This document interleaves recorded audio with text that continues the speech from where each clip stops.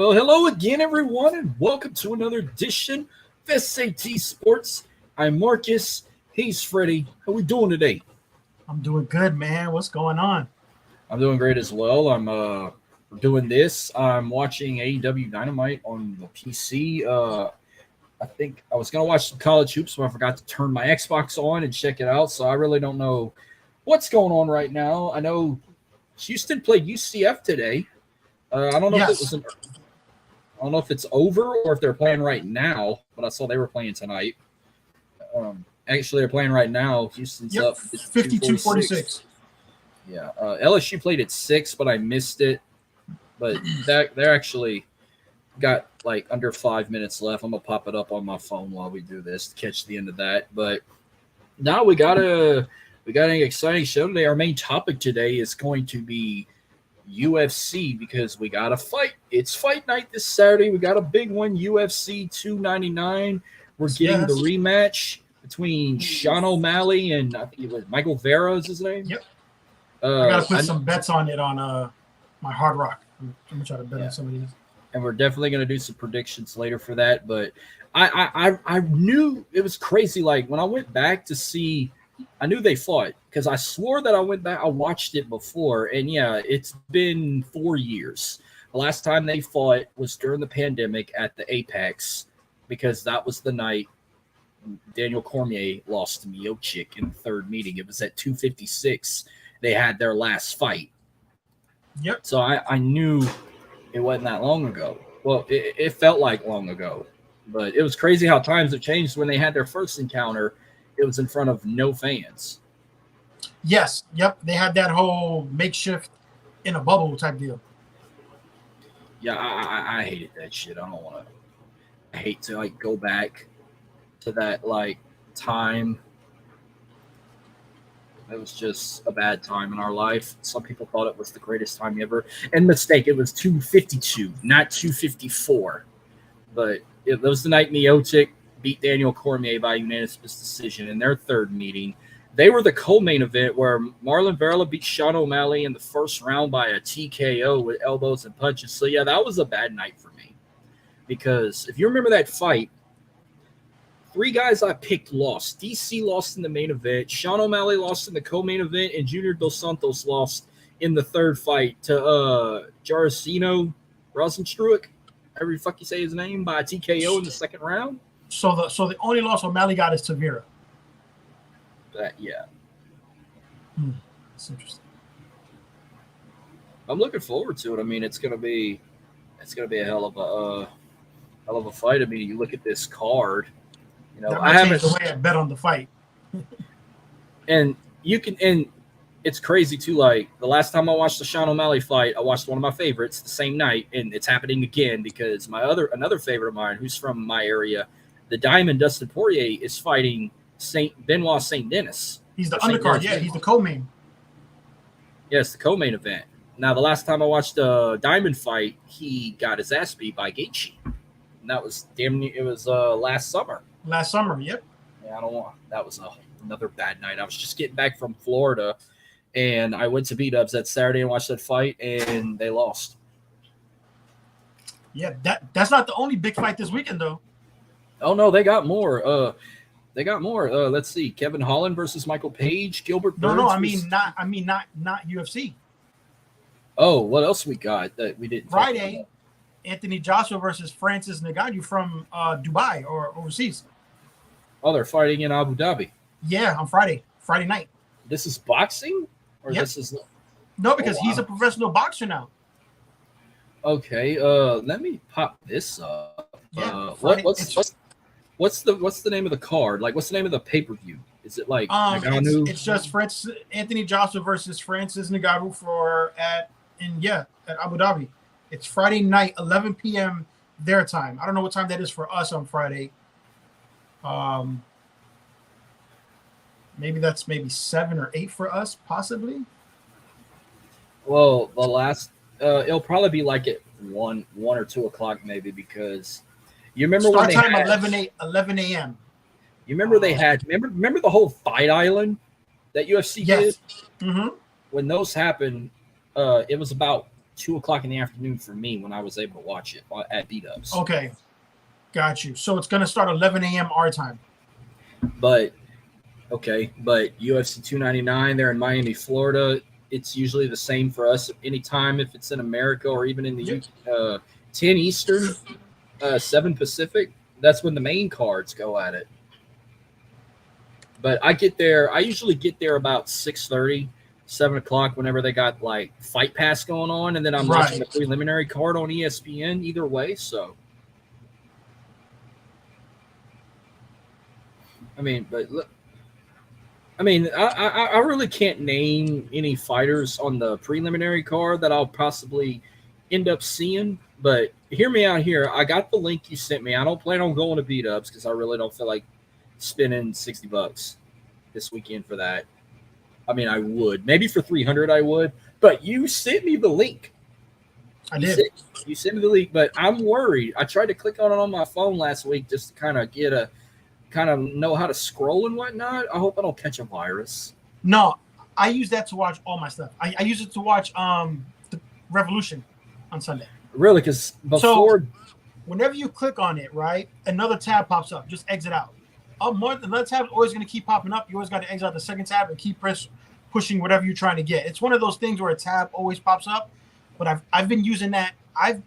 Marcus, I've been using that link literally since 2022. Not gonna lie, I don't remember the last time I paid for a fight. Okay. Yeah, and like I'll hook it up to my Xbox, to my my laptop, and I'll use the HDMI on my flat screen TV in the living room, and it shows HD right on the TV screen. Sometimes it might lag, sometimes it might go out, but I just go right back in. It's never failed me. Like if I didn't have Peacock, I'd use that to watch WWE reviews. PLEs. Oh, well, I have Peacock for that. But. Yeah, I got Peacock, but like I said, I watched Revolution. It did not time out one time. Full HD the entire time. I watch UFC fights. I watch boxing fights. If I didn't have the NFL ticket, they have NFL games on there. They have all the NFL games. They have baseball and everything. Yeah, because at first I thought maybe I could catch Revolution on it before Dylan was like, oh, if you want to use my BR Live, because when I saw how good the pay-per-view was, there were some people that said some bad shit about it, but then they were like, oh, Sting's last match, you got to check it out. And he was like, here, just take my BR account and watch it. Like, even though you didn't chip in, because sometimes we'll chip in and watch AEW pay-per-views together on BR Live or whatever. But we're definitely going to do it for the next one. Like, whenever it's Dynasty or whatever it is, we're going to both chip in. But I watched Revolution. I watched Sting's last match, which we don't really talk wrestling on here, but I got to say that was pretty neat. I like how Sons came out. One dressed like Surfer Sting, the other one dressed like Wolfpack Sting. Oh, the one dressed like Surfer Sting was just almost a body double. I think that I know they mentioned one of the Sons. It might have been the one that played Surfer Sting. He was a former tight end at the University of Kentucky. If you see him without the makeup and like they have one with his shirt off, he looks like old school Sting when he was Blade Runner. Literally. I was like, holy shit. It's crazy too, is the one who was Wolfpack Sting. He don't have long hair. He just wore a wig. Yeah, he wore a wig. Yeah, yep. It's crazy. But the Surfer one, that was like, it's like a body it's almost like it's crazy. I couldn't believe it. It's like a multiverse with the Stings. No, yeah. But that I know we don't talk wrestling, but we'll get into a little bit of that. I thought it was good. I thought the pay-per-view in a whole was solid. Like I said, I don't really watch AEW that much. I did tune into this entire pay-per-view. Obviously, the Ospreay match was fucking great match. Yeah, I can't shit on that. That was really good. There was some good matches. There was, but also the Ospreay and Sting match. I thought the only thing I had an issue with was match placement. I thought having your two best matches go back to back kind of took the air. I think. Well, no, it was in between the. It was in between the title matches. Yeah. But you had your three best matches going last. I thought you maybe could have. Well, maybe they have fooled open. They fooled everybody. They fooled everybody. They were like, "Oh, it's not going to main event." They just did that to get viewers. And to make you watch to the end. But it was good. I thought the Sting match was good for what it was. Darby wants to die on national TV. That's how is he still going at his age? Yeah. Like he really has a death wish. I thought they could have did without that spot because God forbid something went left, And even though it's sugar glass, we understand, but it's still glass. God forbid something happened and he got punctured and something happened on live TV. But I mean, other than that, I had no issue with the way they did his retirement match. I thought the Young Bucks did pretty good. WWE acknowledged it, yes, on Monday, which was interesting. So, all in all, it was good. Oh yeah, I think it's gonna. I mean, I'm gonna still give AEW a chance. I know I shit talked it a lot for the last several months, but they got a new look now. Now everyone wants to compare it to NXT, to the NXT 2.0 look, but it is what it is. But we'll give it a shot. But yeah, I'm looking forward to it. Now, when it comes to UFC, you know, I came across UFC like probably in the early 2000s, back when Ken Shamrock was still fighting in the octagon and whatnot. I've had some all-time favorites. I think we talked about it before. Like I was big on the Iceman, Chuck Liddell. You know, I was big on like George St. Pierre, Forrest Griffin, Frank Mir, Anderson Silva, George St. Pierre, all them guys. You know, most of them are retired now. Then I found a couple from my state. You know, the only ones still going in from my state. You got Derek Lewis, even though he reps H-Town, which he's originally from New Orleans, but he reps Houston. Then you got the Diamond Dustin Poirier from Lafayette, like Daniel Cormier was. You had Kyle Bradley from Baton Rouge, which he don't wrestle. He don't MMA no more. He retired. DC retired. He's on commentary now with which is a really, really good commentator too. Yeah, he's good. The only thing is just he never really beat John Jones. Like, never knocked him out like that. He only beat him like by unanimous decision one time, and then the other two times he got knocked out. Yeah. The first time I ever came across UFC, I want to say it was 96, 97. I was living in New York, and they were selling bootleg. They used to sell, because remember, they never used to put UFC on TV or pay-per-views. It was kind of like you had to like know somebody who had it. So they used to bootleg it. Where I used to live in Brooklyn, and it was a UFC event where Shamrock was in it. A bunch of other people where they had like tournaments. You fought like 3 or 4 times in one night in a tournament, and people had like sneakers on. They had no gloves, but it was UFC. But that was my first like watching it. My dad had got it, and his friends came over, and they ended up watching it on VHS. It was like 96, 97. Wow. Yeah, that was the first time I ever watched it. What's crazy, of all the shit I've been to in my life, you know, I never been to an MMA fight, and I've never been to a boxing fight, but I will eventually. My cousin says going to MMA fights are not that good unless you're up front, because of the way the cage is. So he says if you go, make sure you get like really good seats, because it's not worth going. Well, there's a league out here called BFC, Bayou Fighting Championship, and I think I told you about that. I got a buddy of mine from my hometown. He fights in that league. He just had a fight. He just had a fight in Lafayette. I ended up not going, but he won. He's still undefeated. He announced on Facebook his next fight is going to be Memorial Day weekend. I think it's May 26th. He told me it's going to be in Youngsville, just outside of Lafayette. It's his next fight, and I'm going to make sure I go. Yeah, because my whole especially those smaller leagues, it's probably in a smaller venue. So anywhere you sit, you probably have a good view of the fight. Well, they weren't at the Cajun Dome. They were at the Cajun Dome Convention Center, which is connected right next to it. It's like a small little venue connected next to it. Like, it's all floor seats. They have maybe a couple of bleacher seats, but it's like maybe 3 or 4 rows of bleachers. But that's what's up. Now, the next venue they're going to, it's like all floor seats. So, okay, nice. So and he's like your homeboy, like your really good friend. Well, I'm good friends with the family. Like, we've been on vacations with his family. Like, I've known him since he was a little boy. Nice. And then I followed his career. You know, he played football, he did powerlifting and all that. But then he moved to Colorado, and him and his sister moved to Colorado for a bit. And then he started doing MMA out there. He trained out there. They were living somewhere outside of Denver, and he was fighting around like little territorials. Like, he did some fights in Colorado, he did some fights in Texas, but he's now with BFC, which is a company out of Louisiana. He just did his first fight in his home state this past weekend in Lafayette, and his second fight in his home state is going to be in a little suburb town outside of Lafayette called Youngsville. He's doing a fight there. They also have a boxing league. They having a boxing fight this weekend in New Orleans. It's only their second, so they just started a boxing chapter. So they're called Bayou Fighting Championships. So they've been doing MMA for a while. They also do Brazilian Jiu-Jitsu and all that. They just did their 64th MMA show where they got an octagon cage and all that. It looks like, except the canvas is red. It's like mainly black and red. That's their colors, black and red. So like if you ever see their octagon, they got like a black fence cage, but the canvas is red. The paddings around are mainly black and red or a little bit of white. It's just like UFC, you could say, except you don't see no big monster logo in the center of the canvas. It just it either got the Michelob Ultra logo in the middle, or it's got BFC, Bayou Fighting Championship, in the middle, or one of their other big corporate sponsors, like Tony Chachere's, Smoothie King, Raising Cane's. You'll see like their logos on their canvas. Man, if you talk to him and you can make it happen, we would love to have him on and chat with him. Oh yeah, that would be dope. I'll have to see.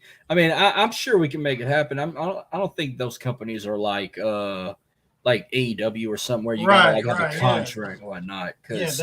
That'd be dope. Because one of the guys who works with that BFC company, he has his own indie wrestling promotion. We've helped promote one time, Pro Wrestling 225. So nice. I know the guy who also has connections with BFC. So maybe I can make it happen. Because I was supposed to have him on a show a couple years ago, but something happened where he sent me two of like his best wrestlers that were headlining that card, and they came on the show with just me. Dylan and Jordan couldn't make it, and I was supposed to have the chairman of PW225 on, but he couldn't make it. So he sent me his two best guys on that card, and I had interviewed both of them at the same time. This was back in 2021, like right when we were kind of still young. We didn't even make a year yet. Right. But it was something to promote. We never promoted an indie wrestling show from our state that we did help. We sponsored one time, and they've gotten free tickets to the show, but we didn't go because it was during football season. We went to an LSU game instead. All that, like they were offered to give us like a table and stuff, but it was like fucking over $100. And I was like, I'm not doing that for an indie promotion. Yeah, right. Yep. You know what I just found out?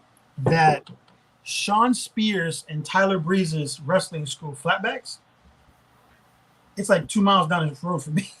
Yeah, wow. Nice. Yeah, literally. So we'll go ahead and just predict $299 now. I'm mainly just going to do the main card. Okay. But so that there's always 5 fights in each card. So if you're going to be in Miami, you're going to see a total of 15 fights. But main card. So the first fight in the bantamweight division, we get Peter Yan versus Song Yadong. Weird name. This is the main card, right? Yes, this will be the first fight. Yeah, I'm gonna go Song Yadong. Song Yadong. Yep. He's actually got a decent record. He does, yeah. Yeah, 21-7 and one no contest. Yeah. This one can go either way, but I mean, I'm gonna probably take Peter Yan. I don't know how it could really go. I mean, this could be one of them fights that could end in a knockout. It could end by a unanimous decision, but I'm gonna just take Peter Yan in this one. Okay. So in the welterweight division, we got Gilbert Burns versus Jack Della Maddalena. I'm going Jack Maddalena. Me too. I'm going with Jack as well. I don't know what his nickname is. I wish they had their nicknames on here. I wish they did have it on here, yeah. Then we got in the welterweight division, Kevin Holland versus Michael Page. Michael Page all day. Yeah. I mean, Kevin Holland's good. He's a Texas boy, but I've seen quite a bit of Michael Page fights, and he can go. His style's kickboxing. His stance is orthodox. I mean, he was a light heavyweight in boxing. Now he's currently in the welterweight. I don't think he ever switched classes before, but all right. Co-main event. One of the main reasons I'm watching this, you got the Diamond from my backyard, Dustin Poirier versus Benoit St. Denis, which I thought it was St. Denis Benoit, but no, they have Benoit as his first name. Right. Benoit St. Denis is pretty good. I've seen some of his fights, 13-1. Mm-hmm. I want to go Dustin. I'm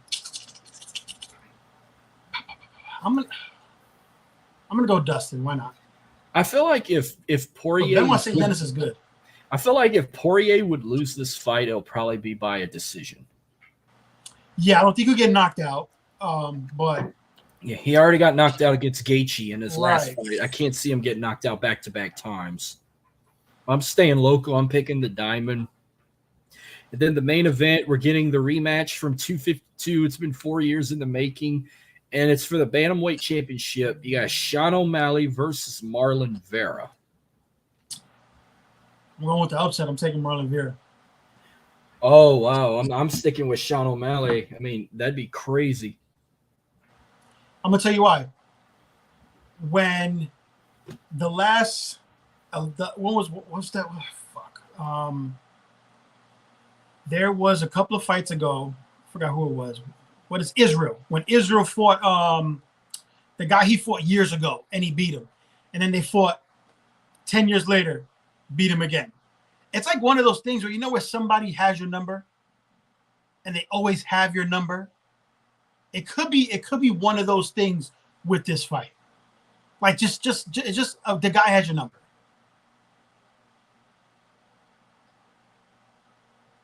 I'm sorry, I just had a shocking moment just now. One of two people we thought we were going to wait and see debut at Big Business made his appearance tonight. Okada is in AEW. Oh, he just debuted it? He just debuted, and so the Young Bucks came out to make an announcement. I don't know what the announcement was because I had it on mute. Then Eddie Kingston comes out. He's beating the hell out the Young Bucks. Well, then the Young Bucks are about to hit a EVP trigger. Then here comes Okada. Money's falling. The crowd's going crazy. Okada's standing side by side with Kingston, staring the Young Bucks down. Then he turned around and super kicked Eddie Kingston. Oh, so he's a heel. Okada's a heel. Well, if Ospreay's a babyface, now you can see where it's going. So now we know what Big Business is all about. For the wrestling fans that watch this, that is straight up Sasha Banks coming. But I'm going with Sean O'Malley to retain. Someone just told me Japanese Cody has arrived. That's funny. So that's all I got on the UFC talk. I'm actually going to look forward to it. While I get Google Sheets up real quick, I know one thing we can talk about.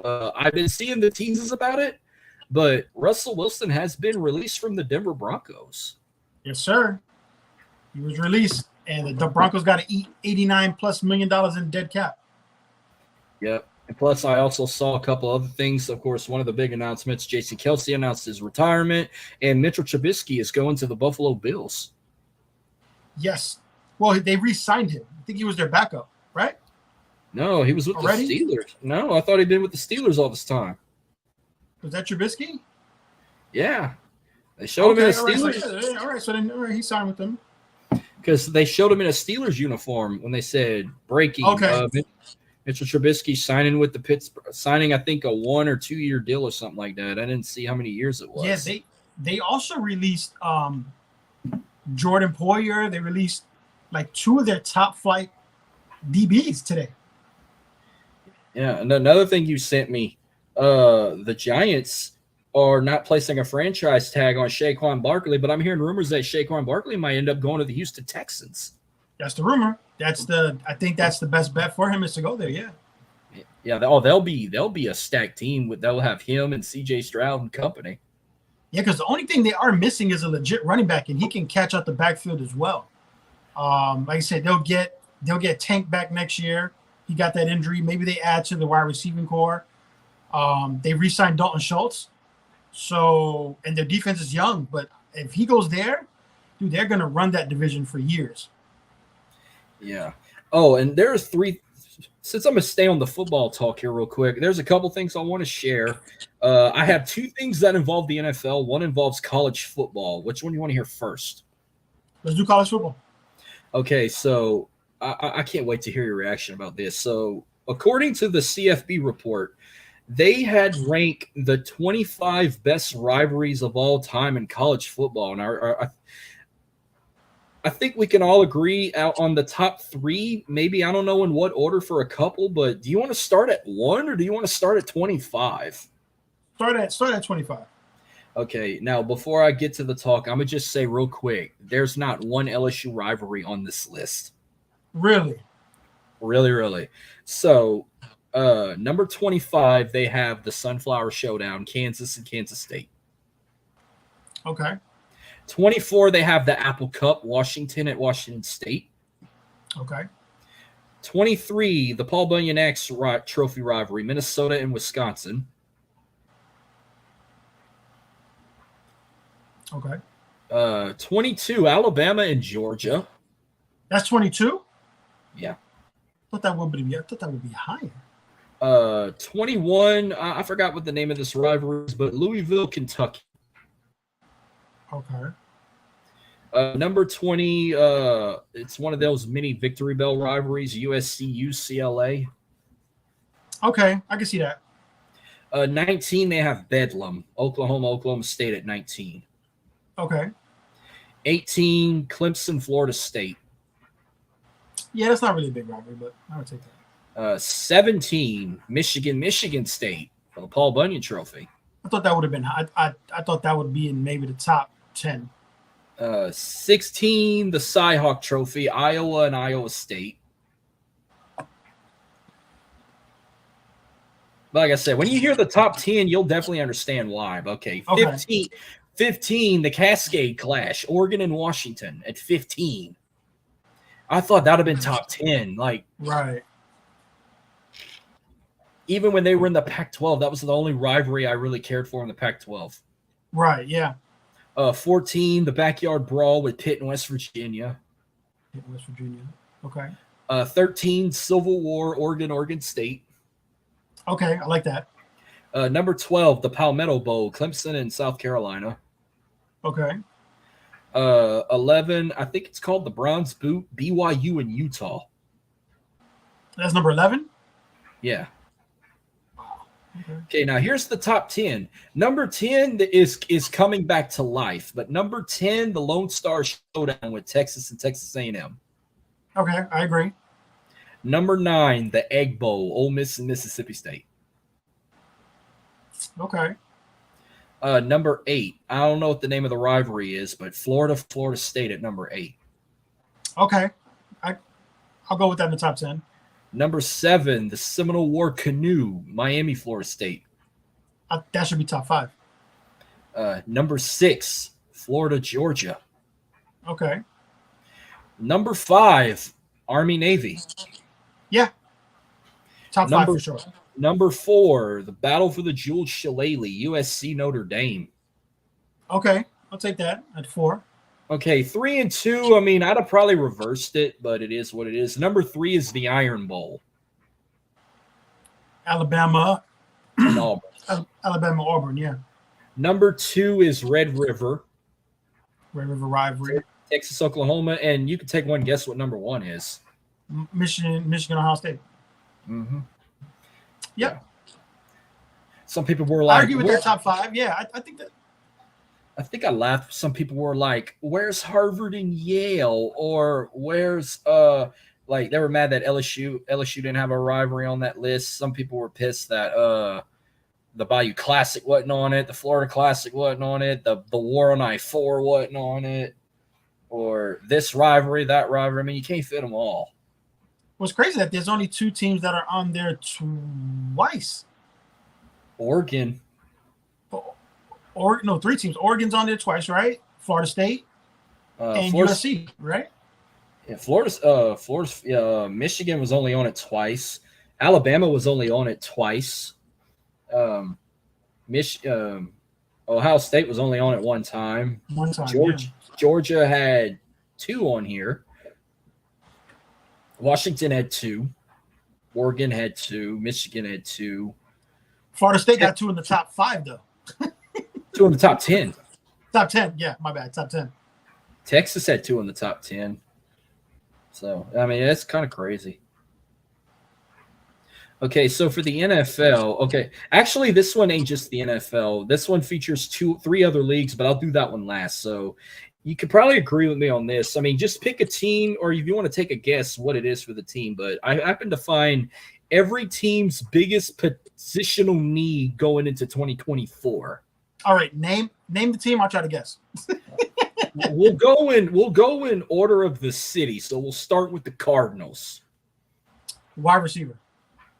Defensive lineman. Okay. They don't have any wide receivers either, but okay. The Falcons. Quarterback. Yep. Ravens. Wide receivers and running back. O-line. I thought the O-line was solid last year, though. Fuck. I don't know. The Bills. The Bills, running back and defensive backs. They have wide receiver. Panthers.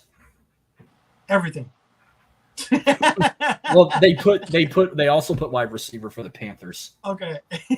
They need running back too. The Bears. Quarterback, running back, and the defensive backs aren't that good either. Though they put wide receiver also for the Bears. The Bengals. Offensive line and defensive line. They have defensive line. There you go. Yeah. All right. The Browns. The Browns. The defense is solid. I would say offensive line. They have wide receiver. Oh, okay. The Cowboys. Running back and wide receiver. They have linebacker. Really? For Dallas. This one I think is going to be easy. The Broncos. Quarterback. Yeah. And wide receiver. And everything. The Lions. Whew. If I had to choose from the Lions, I would say maybe the O-line. As a matter of fact, the Lions, Packers, Texans, and the Colts are all the same, except the Packers have a different position name for it. Offensive lineman? They all four need defensive linemen, except Packers need a safety. The other three just need a cornerback. Okay. The Jags. The Jags need a wide receiver, and they need a defense. They have offensive linemen for the Jags. The Chiefs. You think they got everything, but what you think they need to go? No, they're still lacking at wide receiver. Yep, that's what they need. Yeah, 100%. They need a wide receiver. The Raiders. Running back, quarterback, and offensive line. They have QB for that one. The Chargers.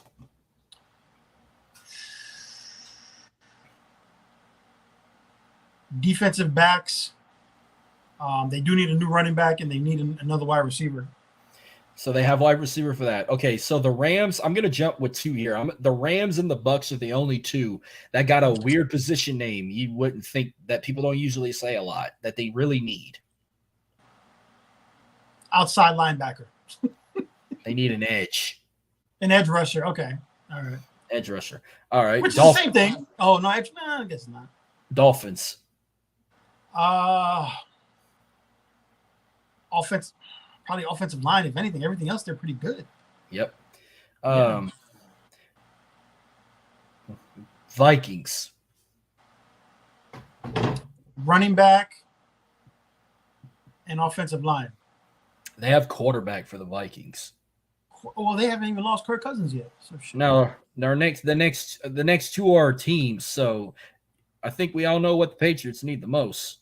Oh, I can tell you every single position they need. Quarterback's number one.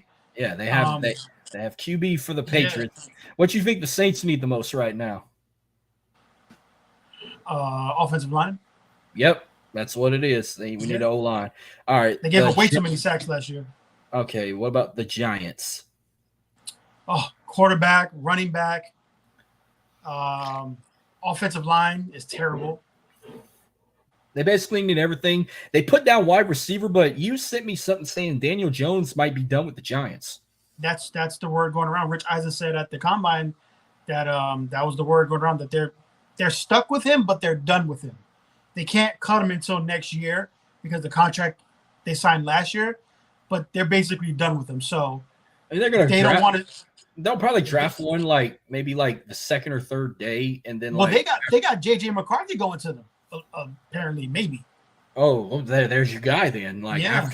After this upcoming season, then they'll get rid of Daniel Jones. They'll either release him or may work a trade out. But they got wide receiver for the Giants. But all right, Jets need everything. But what do you think they need the most? The Jets need the most is offensive line. Yes. Who's going to protect Aaron Rodgers or Zach Wilson if Rodgers comes back? Right. The Eagles. Everybody's going to say offensive lineman because of Jason Kelce, but it ain't offensive lineman. No, it's not. It's not offensive line. They don't have good safeties and DBs. True, even though they drafted all them guys from Georgia, but they said they need a new linebacker. Okay. All right, Steelers. They need a quarterback and they need a defense. They have quarterback. All right, 4 more to go. 49ers. Ooh, so that's interesting. The offensive line is not bad. Their defense is really fucking good. I would probably say wide receiver, if anything. They put O-line for the 49ers. Okay. I mean, they didn't give up a lot of sacks last year, but okay. Yeah. All right, the Seahawks. Oh,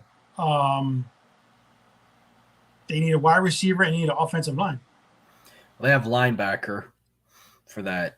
Tampa Bay's an edge rusher, just like the Rams. Titans and the Commanders. And that's it for this. All right. Titans is quarterback, wide receiver, and they don't have a good defense. And Commanders number 1 is quarterback. You can just. So, yeah, the Commanders is quarterback. Titans, they have offensive line. Yep. Offensive line was not good. Okay, this is one more thing I want to bring up to you before we move on. So, just pick a category. So your categories are the NFL, the NBA, the NHL, or Major League Baseball. I happen to find, according to All Sports Culture, the top 5 highest ticket prices for each league. Let's do NBA. You want to do the NBA? Okay, yes. So this is a top 5 team ticket prices, right? This is the top 5 average ticket prices, like the highest per team. This is just the top 5 highest. Okay. So at number 5, they got the Brooklyn Nets at $283. Mm-hmm. Number 4, they got the Boston Celtics at $303. Yep. Number 3, they got your New York Knicks at $346. Number 2, the Los Angeles Lakers at $518. And number 1 is probably Golden State. Golden State, $611. Yeah.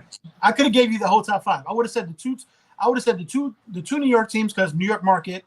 Definitely would have said the Celtics, Lakers, and Golden State. So 2 New York and 2 LA, well, California teams. I can tell you for a fact an average ticket for the Pelicans is probably like $50 to $100. Yeah, the average ticket for the Magic I think is like $60. All right, so the NBA's all crossed off. What you want next? Let's do NFL. The NFL, all right. So number 5, they got your New England Patriots at $534. Okay. Number 4, the Dallas Cowboys at $545. Wait till you hear number 1, you're going to shit. But number 3, the Philadelphia Eagles at $559. Okay. Number 2, the Kansas City Chiefs at $578. Let me guess one. Hold on. Before you. And it's is not it a West? Yes. Is it a West Coast or East Coast? West Coast. West Coast. Okay. It's got to be the Raiders. Yes. I knew it. Just because it's in Vegas. I guarantee you. If it was in Oakland, it wouldn't be $582. Right. Exactly. I fucking knew it. It's because of Vegas. That's all. I can tell you for the New Orleans Saints, their average ticket prices are like $150. Yeah. Or unless you go to Panthers game and you pay $2.50. So we basically just did the most expensive. The NBA is the most expensive. They're basically more than the NFL right now. Yep. We'll go to the NHL next. So Number 5, they got the Boston Bruins at $302. Okay. Number 4, the New York Rangers at $334. Number 3, the Toronto Maple Leafs at $338, so just $4 more. Number 2, my Vegas Golden Knights at $367. Yeah. Vegas, Vegas. There you go. And number 1 is the youngest team in the whole league, the Seattle Kraken at $390. Wow. You notice a trend here with the teams, right? Yeah. New York and Vegas. Each category has gave me New York, Boston, LA, Vegas. They're all the same thing. This is what makes me laugh. The MLB is the cheapest average rate, especially for the number 1 team. So for MLB, before I even say these top 5s, let me just say real quick, an average ticket price for the Houston Astros right now is $40. That's good. $30 to $40. Like just for the Yankees game on Saturday, I can get a Yankees ticket for $50. Yeah, you can go to Tampa Bay Yankee game and get lower bowl tickets for literally behind home plate for like $60. You would think for the Yankees you pay more because I guarantee you, watch the weekend they host the Dodgers. That's going to be a lot more than the fucking Yankee tickets because the Dodgers are supposedly World Series contenders, but not the Yankees. But all right, so number 5 for the top average ticket price for Major League Baseball. Number 5 is the San Francisco Giants at $77. I would never guess that. Not the Giants. Yeah. Number 4 of all fucking teams, the New York Yankees at $78. You'd think they would be more. Yeah, that's cheap. Number 3, the San Diego Padres at $91. I wouldn't have guessed that either. Number 2, the Boston Red Sox at $105. Okay, let me guess one. Go ahead. The Dodgers. Yeah, but how much? I would say $96. No, because remember the Red Sox are 105. Oh, I'm sorry, 105. So what? 140. A little lower, but yeah, you think they would be more? 115. That's cheap shit. You'd think the Dodgers would be a lot more. They're the cheapest thing in LA. Right. Take the family. Don't take them to a Lakers game. Take them to a Clippers game. Don't take them to a Rams game. Take them to a Chargers game, and then take them to a Dodgers game. Hell, if you want to go cheaper, take them to a Angels game. They're in Anaheim. They're not far from y'all. Speaking of teams in the West Coast, supposedly the A's looking like they're moving to Vegas, especially when I saw this. That shit is dope. It's dope, but okay, let's examine this. Okay, the first picture on the top left, you'd think they'd be lazy to find a scoreboard. They're just going to use a giant blimp freaking ceiling as a scoreboard. Yes, it's a screen. I think that, I think that ceiling is going to be a screen. Like the old Strip. If you ever been to Vegas, go down the old Strip, the ceiling is freaking screens and whatnot. It's so cool. I just want to know, because the second picture looks like the Sydney, Australia stadium. I was going to say. The way it's constructed. Well, not their stadium. It's that building, that iconic. Yeah, the building. Yeah. But I just want to know how high this is going to be. Because I know that it is. Well, judge it by that first picture where you're behind home plate. It looks like they're building it by MGM Grand. But that third picture at the very bottom, is that a fucking net to prevent the balls going out of the ballpark? Because that looks like pure laziness. Yeah, I'm not sure. See, I don't know if that is. Oh, so that's behind it. I like the scenery, though. I'm not sure. I mean, unless it's like a window, plexiglass window, could be.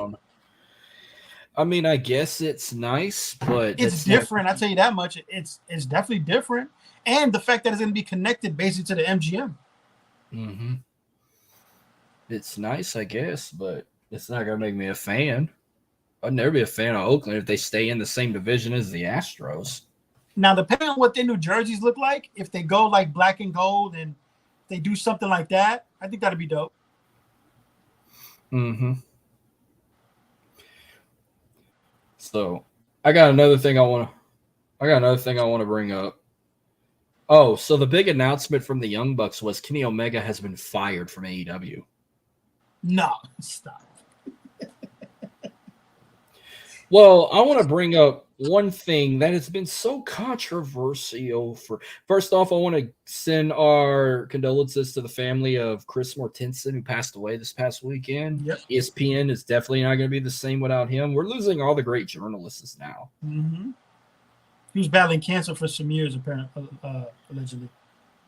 So, so first off, I get that March is Women's History Month. I'm not disrespecting women, but I don't know what's up with the freaking media or ESPN. Now, all of a sudden, just because it's Women's History Month, they want to compare women's records in basketball to men's. Because Caitlin Clark surpassed Pete Maravich's record for most career points in Division I history. They need their own category. Yeah, I get it. I think she needs to be that for the women, not for both. They don't need to compare to both. It's just out of control and out of hand, and it's fucking stupid. And I'll maybe give her the best, because actually, now that you bring that up, me and Todd had that conversation this week at work. He hit me up saying, "Hey, do you consider Caitlin Carter like the GOAT of women's college basketball without ever winning a ring, like not even having a national championship?" I was like, I mean, I guess that's subjective because it's not as easy. Because you got to do recruiting, and then where she's at, probably they don't get a lot of recruits. They don't, these high schoolers. It's not like being in the WNBA. But he said no, he doesn't consider her the GOAT of any basketball, especially since she hasn't won a national championship, and she's definitely not the GOAT of women's basketball in general. And I was like, yeah, I mean, that's opinion is subjective. I wouldn't disagree. And remember, she had no. Pete Maravich didn't even play his freshman year, and he was still the leading scorer. And he had no 3-point line and no foul shot clock, none of that shit. There you go. I will give it to her that Pete Maravich's record stood for how many years now? Over 50? Maybe longer than that. Maybe longer than that? It still stands to us because, like I said, she's a woman. She's a woman. She needs to stay in her lane. Because I guarantee you, if they want to compare records with men and women, watch her score 40,000 career points and she passes LeBron James, then the whole world's going to shit a chicken. Let her go win 7 rings over Mike. Let her win more rings than Michael Jordan, and then the world's going to bitch and complain. Right. Which, I mean, that's not going to happen. No. But let her win 2 championships with the flu. Michael Jordan won it with 1. Yep. Let her flop more than LeBron, and the people are still complaining. Well, they won't complain about that, but I don't know. I don't give a shit about Caitlin Clark, especially the shit talk they gave Angel Reese. They wanted to make it all about race when Caitlin went up to her and did the John Cena, but Angel Reese pointed the finger and did the John Cena, but they made it all about fucking race. Right. Saying Caitlin Clark is an inspiration. She's a role model. She gives back to the community, where Angel Reese is just a gangsta thug from Baltimore. Like, I'm sick and tired of hearing shit talking the Bayou Barbie. Now, yeah, she's not a genius, but she can fucking play ball. Right. She's for a good school. But until Caitlin Clark wins the championship, then I'll be impressed. But she ain't winning no championship, because if they got to play South Carolina in the national championship, it's over. They're going to demolish, yeah. South Carolina, and she's going to the WNBA draft. She declared the draft. I guarantee you she can go to a championship, but I guarantee you she ain't going to win, because I don't even have LSU going back to back. LSU be lucky if they make the Sweet 16 right now. Right. I got South Carolina winning it all, and I fucking hate their coach. Their coach is so disrespectful. But they're going to win another one. I got South Carolina winning the women's. Yeah, I mean, unless Caitlin Clark goes there and somehow pulls a miraculous and they beat South Carolina. Not to mention she broke the record on the foul line after a technical foul. She didn't drive it. She didn't take it to the hole. She didn't drive it across the court. No, she did it on the foul line. And I'll give her a prop. She is a good basketball player, but she's not. No, she is. She's not God. She'll definitely win a WNBA trophy or two. I'll give her that. Yeah, she goes plays for like the Las Vegas Aces, maybe, or even the. I don't know. I might have to start liking the. I don't watch WNBA. But if I ever were, I might have to follow that fine ass chick from the Liberty. Oh yeah, the one that was in the 3-point contest. Yeah, but me, if by some miracle I would watch the WNBA, I'm only gonna follow either one or two girls, Angel Reese or Haley Van Leff. I mean, I'm shocked I don't have a team right now. If I would have had a team in the past, I probably would have been a Minnesota fan because I always said the greatest female basketball player to come out of LSU played over there, Simone Augustus. Right. She played for the Lynx and she won championships with the Lynx. She did. But that's all I got. That's all I got on my rant on Caitlin Clark. Let's see, NASCAR. We just had the Penzoil 400. Yes, sir. I think I mistakenly put 500 in the message and on the tweet, but Kyle Larson was in first place in all three stages. Runner-up was Tyler Reddick, and Ryan Blaney made the top three again back-to-back weeks. But I didn't really pay attention to this race, but I did watch it. I watched it. Kyle Larson led, basically from beginning to end, he led 181 laps. So they basically a clean sweep. But he dominated. It wasn't even like. And he's with Hendricks. He's with Hendricks. Yes, he is. That's another dub for the Hendricks Motorsports. So, but next week we get another big one. We got the Shriners Children 500 in Phoenix or Avondale, whatever you want to call it. And then after that, you got another big one, the Bristol Motor Speedway, the Food City 500. Bristol's always an iconic one. Mm-hmm. I'm definitely going to watch the Bristol one. I mean, I'm going to try and watch the Phoenix one. I got nothing going on Sunday if I ain't watching college hoops or because we're fixing to go into like conference championship play. I think is it the women's going on right now? I believe so. And then you got basically tampering. The NFL free agency tampering period starts on Monday. Mm-hmm. So by next week when we do our show, we might probably have a lot of fucking NFL to talk. Free agency. Yeah, we're gonna have to like keep up with that because I'm definitely gonna get sidetracked and lose my focus on who's going as a free agent and whatnot. I'll send you shit. I got some stuff I follow, so I'll send everything to you. Okay, I have two things I want to talk about college softball. Number one, LSU is finally. I think I told you last week they were finally in the top 5. They're 19-0 right now. So they're in the top 5, and Oklahoma ended a 71-game winning streak, losing of all teams to the Raging Cajuns. So yeah, they're in the top. Yeah, I'm looking at that. Texas number 1, Oklahoma 2, LSU 3. LSU's 3 now? Yeah, I'm looking up. It says here, softball. This is on college softball, and they got Texas at number 1 at 17-1. Oklahoma. So LSU jumped 2 spots.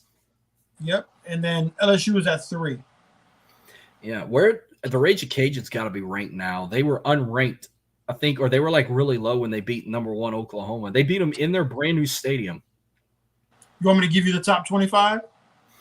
Yes. Okay, so we got Texas, Oklahoma, LSU, Duke, Washington, Georgia at 6, Oklahoma State at 7, Sanford at 8, Tennessee 9, Alabama 10, Clemson 11, Missouri number 12, Florida 13, Baylor 14, Virginia Tech at 15, Florida State 16, California 17, UCLA 18, Texas A&M 19, Arkansas 20, Kentucky 21, South Carolina 22, Mississippi State 23, Arizona 24, and rounding out the top 25 is Auburn.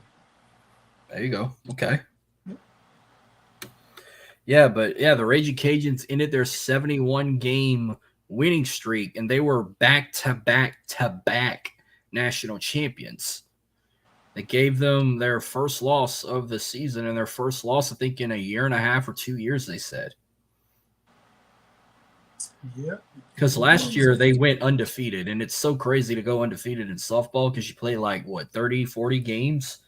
But we've seen college basketball teams do that. Like, remember, Baylor's girls did that shit one year when they had Brittany Griner. There was a couple – South Carolina done it before. So – Right. They're on the verge of doing it again. But yeah, of all people, then when that happened, oh god, the Rage Cajun Nation was shit talking. I said, why y'all shit talking to us? We just beat y'all in fucking Houston, yeah, by one run, but we still own y'all asses. We have 7 national titles. How many titles do you guys have? Oh, they don't have. They have 0 in the entire school. They don't have not one championship in any sport. We have over 100. We have over 150 national championships in like 10 different sports. Right. 10 or 12. I'll tell you another thing. Like, I'm shocked. I'm going to wrestling for a second again. Okay, I don't know if you watch Dark Side of the Ring. I do. They did on John Tenta, aka Earthquake. Yep. And he did it on Tugboat too yesterday. Well, they did a little. They talked a little bit about his tag team partner, but it wasn't his episode. So I didn't realize that he was from Canada. He's from British Columbia, and he was a world champion. He wrestled in Canada in high school. He only had 12 offers from Power 5 schools in the entire country, and he went back in the day. They had a wrestling program. He wrestled for LSU. Nice. And they shut their program down in the mid 80s. I'm trying to figure out, not to get sidetracked, but I thought the whole premise of Dark Side of the Ring was about wrestlers who did shitty shit, died crazy, was wild. Well, John Tenta didn't. He was like, he was not. That's not a Dark Side of the Ring episode. Well, the only dark secret he had was he was diagnosed with bladder cancer and he kept it a secret. That's it. I'm confused. He was living a lie, saying he was fine, but in real life he was sick, and he never told his family until he had to go to the hospital. That was the only dark secret. Because I was impressed to say that was probably the only episode I ever watched that he did not fuck with drugs or alcohol. Right. Exactly. Unlike next week, we got Buff Bagwell next week. I cannot fucking wait to see that one. It's gonna be a good one. But yeah, talk about that after the shows, even Tugboat brought it up on the show. He said after the show, wrestlers usually want to go to the parties, go do some drugs or whatnot. He said John was never like that. He goes, I wasn't a big drinker, but John didn't drink or smoke. He'd go to the hotel and just eat a lot of room service. And he said, I would even join him. We'd just play cards and talk about family, and we'd eat a lot of room service. So I'll pay a lot. I got a lot of respect for John Tenta, like trying to be, I guess you could say, like a CM Punk, like staying away from drugs and alcohol. Right. But yeah, but LSU, I know they're playing a tough opponent right now. Oh, they beat them. They've always, of one team in the state they always struggled with, Southeastern Louisiana. They actually beat them. They just beat them 4-3. So they do not. They still only have one loss, and they lost to your aunt's alma mater, Stony Brook. There you go. Yes, go Stony Brook, Long Island. I know they're still in the top 5 right now. I think LSU's 5 in baseball. Let's take a look here.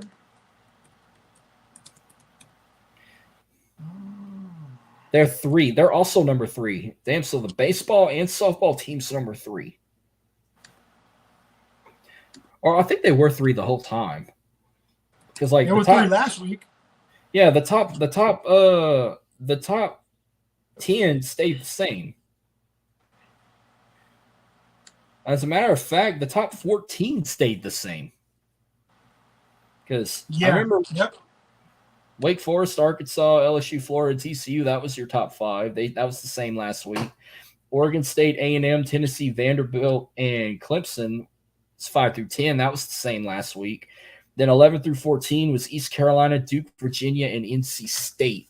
That was all the same last week. But everything else shifted around. Looks like the only new team that's in it, the top 25, is UC Irvine. They were unranked last week. Yeah.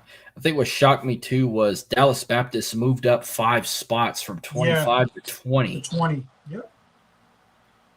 Coastal Carolina's still there. I remembered when Coastal Carolina won the College World Series against Arizona. My dumbass picked Arizona. Because at the time, Coastal was like same size as McNeese. They wasn't even in the Sun Belt Conference yet. They were a FCS school when they won it. Shit, Texas dropped almost 10 spots. Oh, bro, I don't know what I love the most: them beating Texas 10-5, or beating the Raging Cajuns 5-4. But oh boy, threw that horns down on national television, and I loved it. They ain't got no fine yet because Texas always complains saying they want to make an NCAA rule where you get a fine if your students or a player does the horns down at a game and it's caught on television. Remember the Texas BYU basketball game? They made the BYU they made those Mormons get rid of those horns down signs, and they made their student section stop doing horns down on national television. It's so stupid. It is fucking stupid. But college basketball right now, Houston beat UCF 67-59. They're still the number one team in the country. When I get off the air, I figured this would be a good game, but UConn is up 42-31 against Marquette. Marquette's one of them schools I like to watch. I need to check that out. But Tennessee beat South Carolina. BYU and Iowa State got a good game. Kentucky and Vandy's got a good game. Utah State and San Jose State's tied right now. But let's make some predictions for Saturday. And I think, if I'm correct, let's. Oh no, never mind. I know where they're going to be this week. College game day will be in Durham because Duke's playing North Carolina. Yep. I thought they were going to go to Houston because Houston's hosting Kansas, or I thought they were going to go to Knoxville because Tennessee's hosting Kentucky. But no, they're going to Coach K's court. They're going to Duke in North Carolina this week.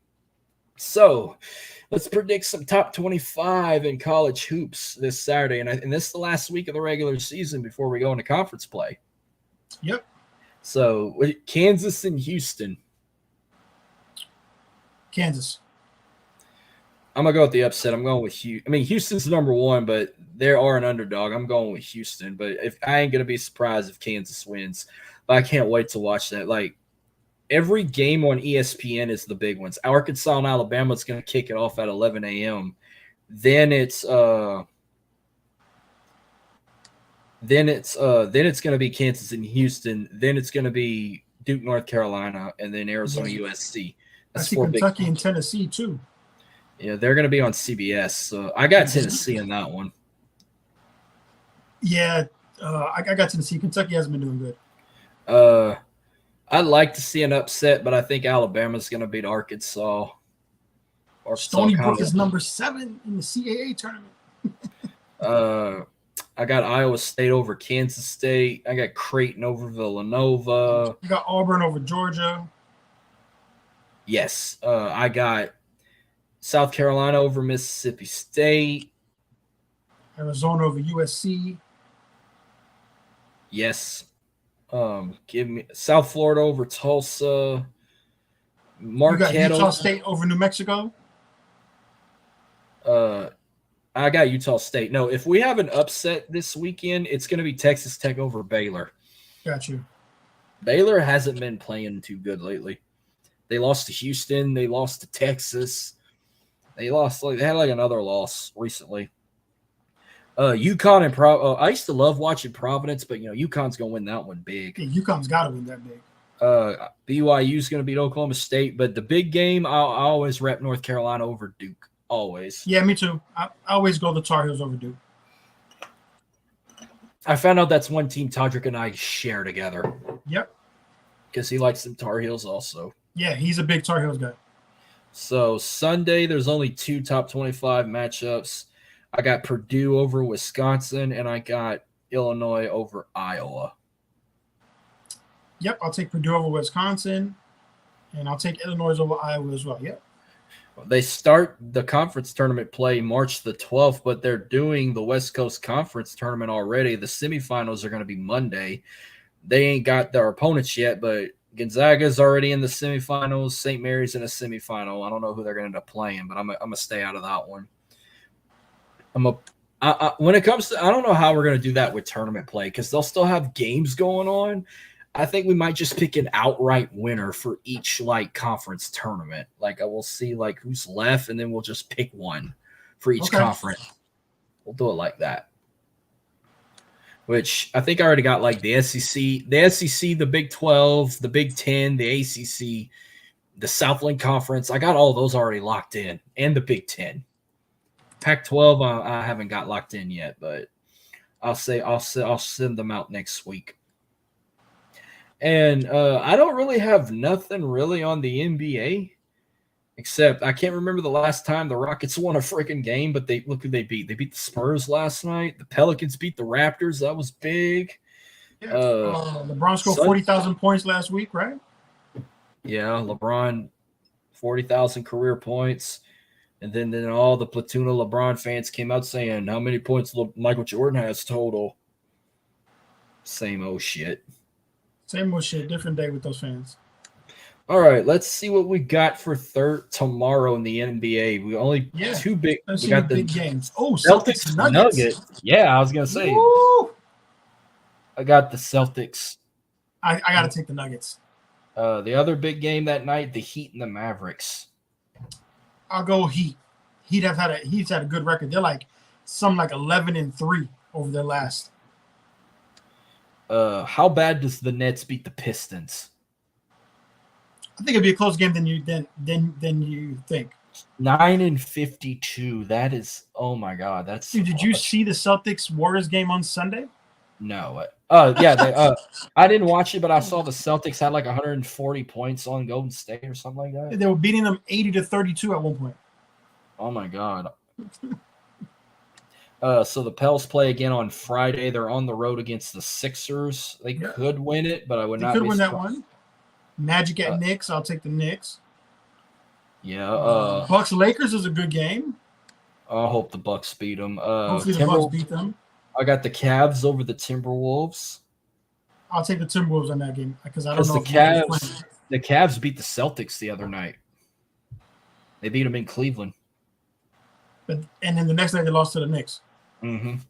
Let's see. Saturday. I don't even know if you want to say this is a good big game. Bulls Clippers. Celtics Suns, the only good game. Yeah, I'm gonna take the Celtics in that one too. Yeah, I'll take the Celtics. Sunday Bucks Clippers, good game. Pelicans are playing the Hawks. It's always a good game. Yeah. Knicks and 76ers, always entertaining. East Coast that's rivalry game too. Then you got Grizzly Thunder. I'm gonna take the Thunder in that one. Take the Thunder, and then you have Timberwolves and Lakers. Man, I wouldn't be. I think the Lakers will probably win that one. You would think, but I'm gonna go Timberwolves. But I got I'll take the Knicks over the Sixers. I think they can pull it off at home. Yes, I'm gonna do that as well. Taking Knicks over Sixers. Yes. Then Monday night, still not back yet. Monday night, your doubleheader is the Warriors at the Spurs, which that ain't. I don't know why that's nationally televised. And then the Celtics, two shitty televised games: Celtics, Trailblazers, and then the Warriors and the Spurs. I'd rather watch Suns, Cleveland. Yeah, why is that one not nationally televised? I'll be watching Raw. I'm gonna be watching Monday Night Raw instead. And then finally on March 12th, your doubleheader on TNT, you got Sixers, Knicks again, and then you got Timberwolves, Clippers. So I'll take the Knicks again, and I'll take the I'm gonna take the Clippers. Me too. I'm gonna take the Clippers. Yeah, I'm gonna take that. Take the Clippers. Well, that will wrap up today's episode. Just like we'll see you guys. So we're gonna probably change. We're gonna change the time now. We're gonna try and go on earlier because I guarantee a lot of people thought we were gonna go live at 9. And Chuck Dillon ain't shared the post yet, but you know where y'all could find us. I'm at Twitter on MarcusLee337, and you are the real Freddy 85 on X, Twitter, IG Freddy MIII, and SAT Sports. Yeah, follow us on YouTube on Marcus's channel. If you don't see live, you can always go back and rewatch it. Just know that you can always rewatch any episode. Go back and rewatch. Yeah. Next week, we're guaranteed for a fact we're going to be talking conference tournament play. We're going to recap UFC 299. We're going to recap the race in Phoenix, that race. More NBA, NFL Combine. If any NFL free agencies moves happen, we'll definitely be up on game for Wednesday. Well, it won't be long before we start talking MLB baseball again. I haven't been keeping up with the spring with spring training, but I think Justin Verlander's hurt. He got benched or some shit. Yeah, I never. Spring training is like, okay, but I mean, once it starts getting a little closer, we can start making some preseason predictions and go from there. Well, good thing it's not the real season because right now the Astros are 6-5 in spring training. The best team right now, or the two teams right now, is the Dodgers and the Orioles. Go figure. The Orioles and the Dodgers. They were two of the best teams last year. Yeah, the defending champs, the Texas Rangers, who are actually are they in the Cactus League or are they in the Grapefruit League? I thought I just saw them. Oh, they're in the Cactus League. They're 7-4. Okay. I don't know. It's different, like because the Rangers and the Astros are in the American League, but they have them in two different leagues. But I knew the Astros were in the Grapefruit League. They're like spring training facility is in Florida. Yep, a lot of spring training facilities are in Florida. Yeah. Grapefruit League. Like, that's weird. You'd think it had a different like name, like maybe not the Peach League because that's Georgia. Georgia's peaches. Like grapefruit. Nobody likes grapefruit. But nobody likes cactuses either. So you're out of diamond.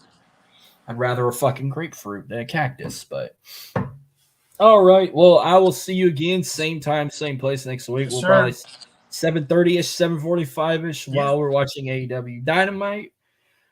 But thank y'all for tuning in, and we'll see y'all guys next week. Y'all enjoy this weekend. Take it easy. Deuces.